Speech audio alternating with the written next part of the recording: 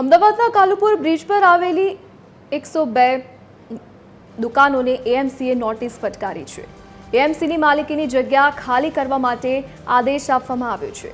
થોડા દિવસ પહેલા 8 દુકાનો ધરાશાયી થઈ હતી, તો વેપારીઓને એક દિવસમાં દુકાનો ખાલી કરવા માટે નોટિસ આપવામાં આવી છે। ભારત પાકિસ્તાનના ભાગલા વખતે નિર્વાસિતોને આ દુકાનોની ફાળવણી કરવામાં આવી હતી, તો વેપારીઓનું કહેવું છે કે એક દિવસમાં દુકાનો ખાલી કરવી અશક્ય છે। દુકાન ખાલી કરાવતા પહેલા એએમસી વૈકલ્પિક વ્યવસ્થા કરે તેવી વેપારીઓની માંગ છે। અમદાવાદના કાલુપુર બ્રિજ પર આવેલી 102 દુકાનોને નોટિસ ફટકારવામાં આવી, તે મામલે હવે વેપારીઓએ આવેદન આપ્યું છે। તેઓનું કહેવું છે કે એક દિવસમાં આ દુકાન ખાલી કરવી શક્ય નથી, વૈકલ્પિક વ્યવસ્થા કરવામાં આવે તેવી પણ વેપારીઓએ માંગ કરી છે।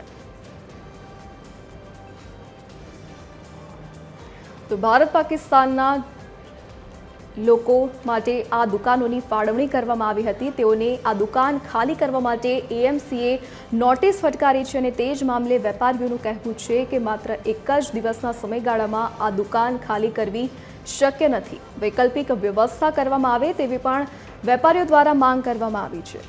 તો થોડા દિવસ પહેલા જે 8 દુકાનો ધરાશાયી થઈ હતી, ત્યારબાદ એએમસી દ્વારા કાર્યવાહી કરવામાં આવી છે। બાકી બચેલી દુકાનોને તોડી પાડવામાં આવશે।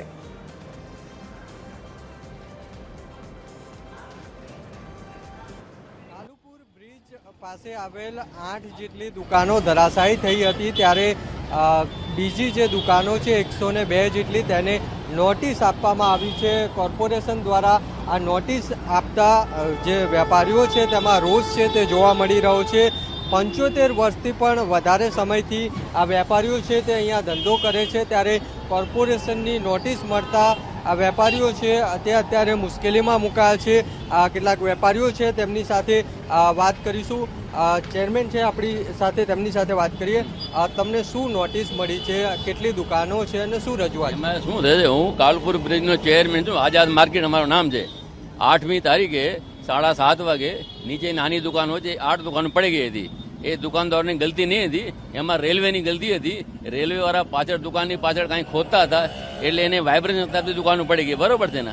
એ 9 વાગે 9 તારીખે સવારે અહીંયા પેલા મ્યુનિસિપાલિટીના 3 માણસો આવ્યા હતા, એમારું નામ લખી ગયા હતા ને ગઈકાલે 10 તારીખે અમને 4 વાગ્યા એક દિવસની નોટિસ આપી છે।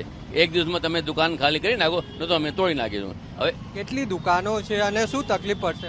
110 દુકાનો છે, એમાં 108 દુકાન પડી ગઈ છે, બાકી 102 દુકાનો હજુ હાજર છે ને સારી કન્ડિશનમાં છે ને કાંઈ 2-4 દુકાનો કાંઈ જે તકલીફમાં છે એને અમે રિપેર કરવા તૈયાર છે। કેટલી દુકાનોને નોટિસ આપી છે? નોટિસ બધાને આપી છે, 102 દુકાન નોટિસ બધાને આપી છે।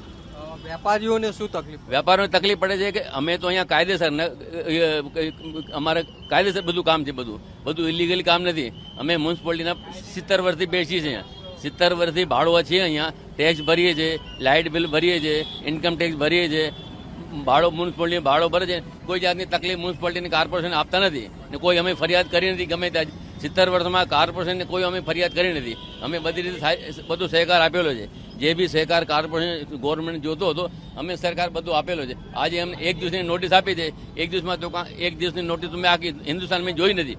ક્યારે પણ મેં આખા હિન્દુસ્તાનમાં એક દિવસની નોટિસ ઉપર કોઈ માર્કેટ ખાલી થાય એમ અત્યાર સુધી મેં જોયું નથી, વાંચ્યું પણ નથી। આ એક અજીબ ઘટના છે, આ એક અજીબ ઘટના છે। કોર્પોરેશન વાળા જે એક દિવસની નોટિસ આપી છે 12 કલાકની, જે તમે દુકાન ખાલી કરીને જતા રહો, આ ઇમ્પોસિબલ વાત છે।